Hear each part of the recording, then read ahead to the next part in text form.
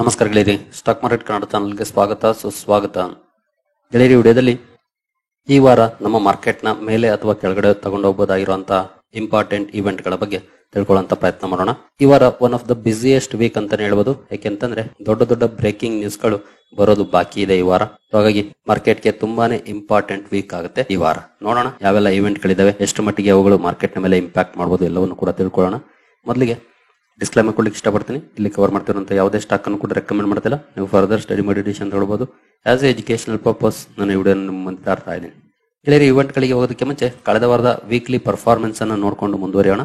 5 days performance ಅನ್ನು open ಮಾಡಿದ್ರೆ ನಿಫ್ಟಿಯಲ್ಲಿ ನೋಡಬಹುದು 160 ಪಾಯಿಂಟ್ಸ್ ಅಥವಾ 0.64% ಡೌನ್ ಪರ್ಫಾರ್ಮೆನ್ಸ್ ನಮಗೆ ನೋಡ್ಲಿಕ್ಕೆ ಕಾಣ್ತಾ ಇದೆ. ಸ್ವಲ್ಪ ನೆಗೆಟಿವ್ ಅಲ್ಲಿ ಪರ್ಫಾರ್ಮೆನ್ಸ್ ಇದೆ, ಮಧ್ಯೆ ಡೌನ್ ಆಗಿತ್ತು. ಮತ್ತೆ ಎಸ್ಪೆಷಲಿ ಶುಕ್ರವಾರದ ಸೆಷನ್ ಅಲ್ಲಿ ಒಳ್ಳೆ ಬೌನ್ಸ್ ಬ್ಯಾಕ್ ಕೂಡ ಮಾಡ್ತು. ಓವರ್ ಆಲ್ 160 ಪಾಯಿಂಟ್ಸ್ ಡೌನ್ ಅಲ್ಲಿ ಟ್ರೇಡ್ ಆಗಿದೆ. ಹಾಗೆ ಸೆನ್ಸೆಕ್ಸ್ ಪರ್ಫಾರ್ಮೆನ್ಸ್ ಅನ್ನು ನೋಡಿದ್ರೆ 5 ಡೇಸ್ ಅಲ್ಲಿ ನೋಡಬಹುದು, ಇಲ್ಲೂ ಕೂಡ 532 ಪಾಯಿಂಟ್ಸ್ ಅಥವಾ 0.65% ಡೌನ್ ಅಲ್ಲಿ ಪರ್ಫಾರ್ಮೆನ್ಸ್ ಅನ್ನ ಕೊಟ್ಟಿದೆ. ವೀಕ್ಲಿ ಸೆಂಟಿಮೆಂಟ್ ಸ್ವಲ್ಪ ನೆಗೆಟಿವ್ ಇದೆ ನಮ್ಮ ಮಾರ್ಕೆಟ್ ಅಲ್ಲಿ.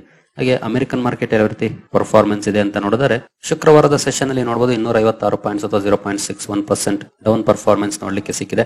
ಎಸ್ಪೆಷಲಿ ಡೊನಾಲ್ಡ್ ಟ್ರಂಪ್ ಅವರಿಂದ ಟ್ಯಾರಿಫ್ ಥ್ರೆಟ್ ಬಂದ ಮೇಲೆ ಸ್ವಲ್ಪ ನೆಗೆಟಿವ್ ಆಗಿತ್ತು. ನಂತರ ಒಂದಷ್ಟು ರಿಕವರಿ ಕೂಡ ನೋಡ್ಲಿಕ್ಕೆ ಸಿಕ್ಕಿದೆ. Over all more than 0.5% down ಅಲ್ಲಿ ಕ್ಲೋಸಿಂಗ್ ಅನ್ನ ಕೊಟ್ಟಿದೆ ಡೌ ಜೋನ್ಸ್.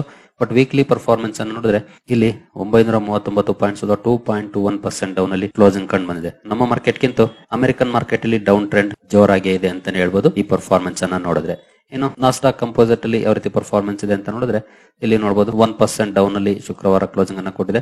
ವೀಕ್ಲಿ ಪರ್ಫಾರ್ಮೆನ್ಸ್ ಅನ್ನು ನೋಡಿದ್ರೆ ಇಲ್ಲೂ ಕೂಡ 1% ಡೌನ್ ಇದೆ. ಓವರ್ ಆಲ್ 200 ಪಾಯಿಂಟ್ಸ್ ಡೌನ್ ಅಲ್ಲಿ ಕ್ಲೋಸಿಂಗ್ ಅನ್ನ ಕೊಟ್ಟಿದೆ ನಾಸ್ಡಾಕ್. ಓವರ್ ಆಲ್ ನಮ್ಮ ಮಾರ್ಕೆಟ್ ಅಲ್ಲೂ ಹಾಗೂ ಅಮೆರಿಕನ್ ಮಾರ್ಕೆಟ್ ಅಲ್ಲಿ ಎರಡೂ ಕೂಡ ವೀಕ್ಲಿ ಪರ್ಫಾರ್ಮೆನ್ಸ್ ಅನ್ನು ನೋಡಿದ್ರೆ ನೆಗೆಟಿವ್ ಟ್ರೆಂಡ್ ನೋಡ್ಲಿಕ್ಕೆ ಸಿಗ್ತಾ ಇದೆ. ಇನ್ನು ಈ ವಾರ ಮಾರ್ಕೆಟ್ ಮೇಲೆ ಇಂಪ್ಯಾಕ್ಟ್ ಮಾಡುವಂತ ಸುದ್ದಿಗಳ ಕಡೆ ಬರೋದಾದ್ರೆ ಮೊದಲಿಗೆ ಡೊನಾಲ್ಡ್ ಟ್ರಂಪ್ ಯಾವ ರೀತಿಯ ಸುದ್ದಿಗಳನ್ನ ತರ್ತಾರೋ ಗೊತ್ತಿಲ್ಲ. ಇದು ಖಂಡಿತ ಮಾರ್ಕೆಟ್ ನ ಮೇಲೆ ಇಂಪ್ಯಾಕ್ಟ್ ಮಾಡೇ ಮಾಡುತ್ತೆ. ಮೊನ್ನೆ ತಾನೇ ಯುರೋಪಿಯನ್ ಯೂನಿಯನ್ ಮೇಲೆ 50% ಟ್ಯಾರಿಫ್ ಅನೌನ್ಸ್ ಮಾಡಿದ್ದಾರೆ. ಜೂನ್ 1ನೇ ತಾರೀಕಿಂದ ಜಾರಿಗೆ ಬರುತ್ತೆ ಅನ್ನೋಂತ ಮಾತನ್ನು ಕೂಡ ಹೇಳಿದ್ದಾರೆ. ನೆಕ್ಸ್ಟ್ ನಮ್ಮ ಭಾರತದ ಜೊತೆ ಟ್ರೇಡ್ ಡೀಲ್ ಒಪ್ಪಂದಗಳು ಆಗುತ್ತಾ ಇಲ್ವಾ ಅನ್ನೋದನ್ನ ಅಬ್ಸರ್ವ್ ಮಾಡಬೇಕಾಗುತ್ತೆ. ಸಾಕಷ್ಟು ಮಾತುಕತೆಗಳು ನಡೀತಾ ಇದೆ. ಮೊನ್ನೆ Donald Trump Bharat absolutely zero tariff ಅನ್ನ ಆಫರ್ ಮಾಡ್ತಿದೆ ಅಂತ ಹೇಳಿದ್ರು. ಬಟ್ ನಂತರ ನಮ್ಮ ಗವರ್ನಮೆಂಟ್ ಇಂದ ಕ್ಲಾರಿಫಿಕೇಶನ್ ಬಂತು, ಆ ರೀತಿ ಇನ್ನು ಯಾವುದೇ ಡೆವಲಪ್ಮೆಂಟ್ಸ್ ಆಗಿಲ್ಲ, ಇನ್ನು ಮಾತುಕತೆ ಹಂತದಲ್ಲಿದೆ ಅಂತ. ಟ್ರಂಪ್ ಅನ್ನ ಯಾವಾಗ ಏನ್ ಹೇಳ್ತಾರೋ ಗೊತ್ತಿಲ್ಲ. ಹಾಗಾಗಿ ಇವ್ರ ಕಡೆಯಿಂದ ಬರುವಂತಹ ಸ್ಟೇಟ್ಮೆಂಟ್ ಗಳನ್ನ ಅಬ್ಸರ್ವ್ ಮಾಡ್ತಾ ಇರಬೇಕಾಗುತ್ತೆ. ಮಾರ್ಕೆಟ್ ನ ಮೇಲೆ ಇದು ಇಂಪ್ಯಾಕ್ಟ್ ಅನ್ನ ಮಾಡ್ತಿರುತ್ತೆ. ಇನ್ನು ನೆಕ್ಸ್ಟ್ ಇಂಪಾರ್ಟೆಂಟ್ ಪಾಯಿಂಟ್ ಗೆ ನಾವು ಬರೋದಾದ್ರೆ ಯುಎಸ್ ನ GDP ಡೇಟಾ ತುಂಬಾ ಇಂಪಾರ್ಟೆಂಟ್ ಆಗುತ್ತೆ. ಜೊತೆಗೆ ತುಂಬಾ ಕ್ರೂಷಿಯಲ್ ಡೇಟಾ ಆಗುತ್ತೆ ಈ ಕ್ವಾರ್ಟರ್ದು, ಈ ಮಂತ್ದು.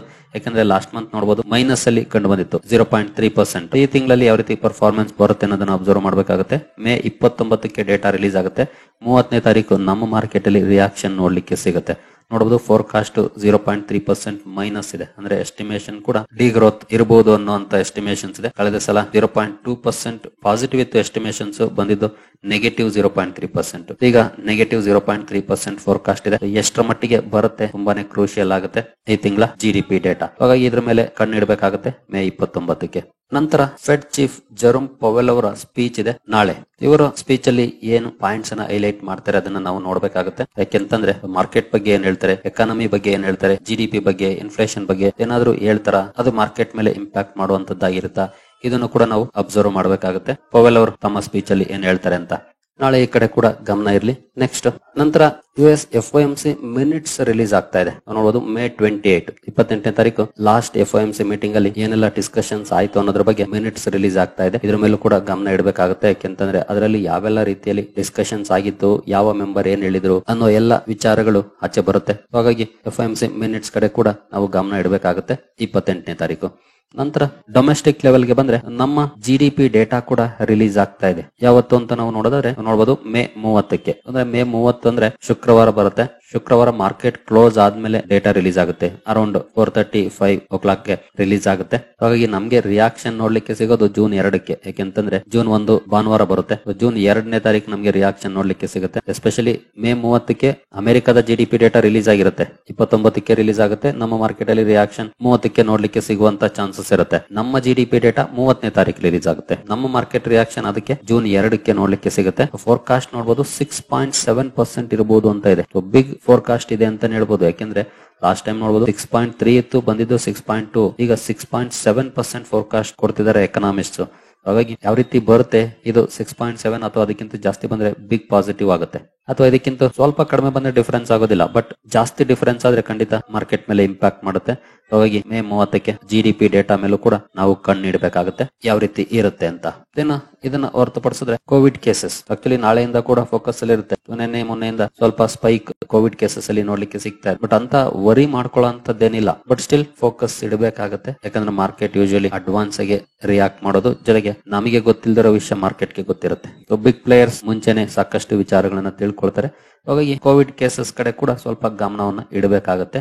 ಈ ವಾರ ಯಾವ ರೀತಿಯ ಅಪ್ಡೇಟ್ ಗಳು ಬರ್ತವೆ ಅಂತ, ಎಸ್ಪೆಷಲಿ ಗವರ್ನಮೆಂಟ್ ಏನೆಲ್ಲ ಹೇಳುತ್ತೆ, ಕನ್ಸರ್ನಿಂಗ್ ಇದೆಯಾ ಇಲ್ವಾ, ಎಲ್ಲವನ್ನು ಕೂಡ ನಾವು ಅಬ್ಸರ್ವ್ ಮಾಡಬೇಕಾಗುತ್ತೆ ಈ ವಾರ. ಇದನ್ನ ಬಿಟ್ರೆ ನೆಕ್ಸ್ಟ್ ಪಾಯಿಂಟ್ ರಿಸಲ್ಟ್ಸ್ ಅಂತೂ ತುಂಬಾನೇ ಕ್ರೂಷಿಯಲ್ ಆಗುತ್ತೆ. ಯಾವುದೇ ಕಂಪನಿಯ ಒಳ್ಳೆ ಪರ್ಫಾರ್ಮೆನ್ಸ್ ಗೆ ಅಥವಾ ಬ್ಯಾಡ್ ಪರ್ಫಾರ್ಮೆನ್ಸ್ ಗೆ ಕಾರಣ ಆಗೋದೇ ಕಂಪನಿಯ ರಿಸಲ್ಟ್ಸ್. ಹಾಗಾಗಿ ರಿಸಲ್ಟ್ಸ್ ಕಡೆ ನಮ್ಮ ಹೆಚ್ಚಿನ ಫೋಕಸ್ ಇರಬೇಕಾಗುತ್ತೆ. ನೋಡಬಹುದು ಸಾಕಷ್ಟು ಕಂಪನಿಗಳ ರಿಸಲ್ಟ್ ಇದೆ, ತುಂಬಾ ದೊಡ್ಡ ಲಿಸ್ಟ್ ಇದೆ. ಪ್ರತಿದಿನ ಕೂಡ ನಿಯರ್ಲಿ 100 ಕಂಪನೀಸ್ ರಿಸಲ್ಟ್ ಅನ್ನು ಅನೌನ್ಸ್ ಮಾಡ್ತಿರ್ತವೆ. ಕೆಲವು ದಿನ 100 ಗಿಂತ ಜಾಸ್ತಿನೇ ಕಂಪನೀಸ್ ಇರ್ತವೆ. ಹಾಗಾಗಿ ಗಮನ ಇಡಬೇಕಾಗುತ್ತೆ. ಅಟ್ ಲೀಸ್ಟ್ ನಾವು ಇನ್ವೆಸ್ಟ್ ಮಾಡಿರುವಂತಹ ಕಂಪನೀಸ್ ಹಾಗೂ ನಾವು ಇನ್ವೆಸ್ಟ್ ಮಾಡಬೇಕು ಅಂತ ವಾಚ್ ಲಿಸ್ಟ್ ಅಲ್ಲಿ ಇಟ್ಕೊಂಡಿರುವಂತಹ ಕಂಪನೀಸ್ ಪರ್ಫಾರ್ಮೆನ್ಸ್ ಹೇಗಿದೆ ಅನ್ನೋದನ್ನ ನಾವು ಮಿಸ್ ಮಾಡದೆ ಅಬ್ಸರ್ವ್ ಮಾಡಬೇಕಾಗುತ್ತೆ. ನಮಗೆ ಸಾಕಷ್ಟು ಇನ್ಪುಟ್ ಸಿಗೋದೆ ಕಂಪನಿಗಳ ಬಿಸ್ನೆಸ್ ಪರ್ಫಾರ್ಮೆನ್ಸ್ ಅಲ್ಲಿ. ಹಾಗಾಗಿ ಮಿಸ್ ಮಾಡದೆ ಅಬ್ಸರ್ವ್ ಮಾಡಿ. ಸಾಕಷ್ಟು ಕಂಪನಿಗಳ ರಿಸಲ್ಟ್ ಇದೆ, ನೋಡಬಹುದು. ಲಿಸ್ಟ್ ಮುಗಿತಾನೆ ಇಲ್ಲ ನೋಡ್ತಾ ಹೋದ್ರೆ. ರಿಸಲ್ಟ್ ಕಡೆ ಗಮನ ಇಡಬೇಕಾಗುತ್ತೆ. ನಂತರ FIS/DIS ಆಕ್ಟಿವಿಟೀಸ್. ಶುಕ್ರವಾರದ ಸೆಷನ್ ಅಲ್ಲಿ 1794 ಕೋಟಿ ನೆಟ್ ಬೈಂಗ್ ಅನ್ನ FIS ಮಾಡಿದ್ದಾರೆ. DIS 299 ಕೋಟಿ ನೆಟ್ ಬೈಂಗ್ ಅನ್ನ ಮಾಡಿದ್ದಾರೆ. ಮಧ್ಯೆ ಸೆಲ್ ಕೂಡ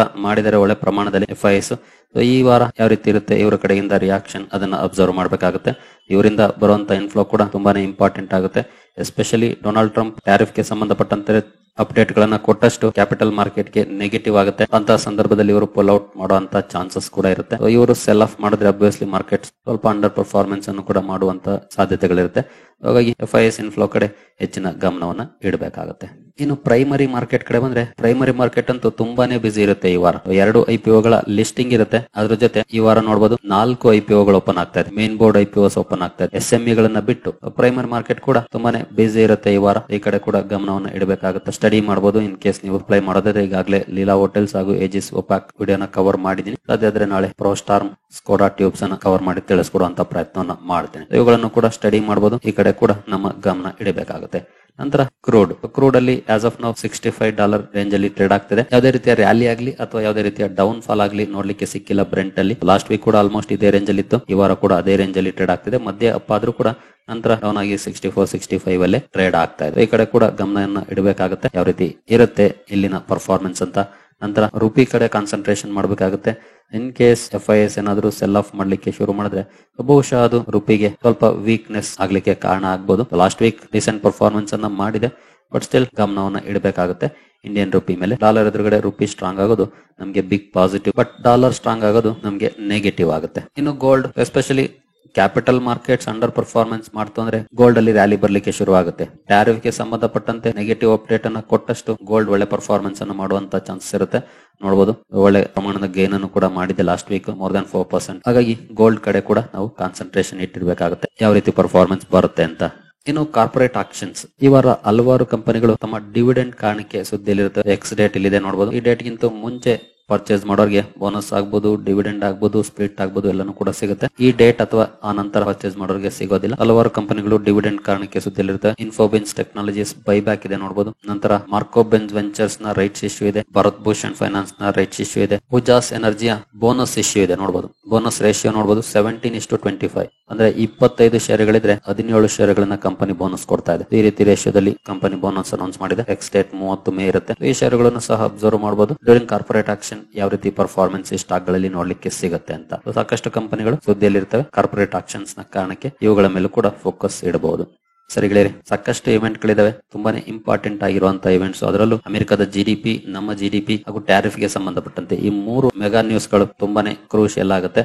ಅಬ್ಸರ್ವ್ ಮಾಡಬಹುದು ಎಲ್ಲವನ್ನು ಕೂಡ. ಸರಿಗಳೇ, ಈ ಎಲ್ಲ ಅಪ್ಡೇಟ್ಸ್ ನಿಮ್ಗೆ ಇಷ್ಟ ಆಗಿದೆ ಅನ್ಕೊಳ್ತೀನಿ. ಮುಂದಿನ ವಿಡಿಯೋದಲ್ಲಿ ಸಿಗೋಣ. ಅಲ್ಲಿವರೆಗೂ ಜೈ ಹಿಂದ್, ಜೈ ಕರ್ನಾಟಕ.